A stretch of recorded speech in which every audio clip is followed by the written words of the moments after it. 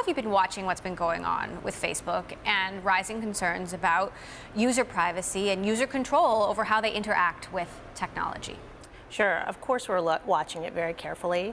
Right now, I think the sentiment in the public market mirrors very much the private market. So yes, yesterday I think people were pleasantly surprised that Mark was able to handle the scrutiny yesterday and held his own, and you saw that in the public markets.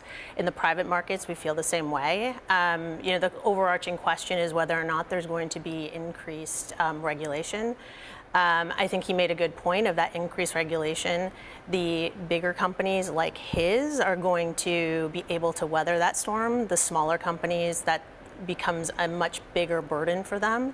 And so there's a question there. But ultimately, I don't see any sort of slowdown in private market investing. If not, I mean, a continued acceleration. Are these questions you're asking about in pitch meetings? How are you collecting this data? And is this really, not necessarily legal, but, does this meet our sort of moral standard of what is possible? Privacy has always been a concern, and so those are questions that we definitely ask when any company is collecting personal data. It's how do you use that data? And I think, Facebook has taken the stance of that they're a tools company, and that piece is not, wasn't important or wasn't part of their purview.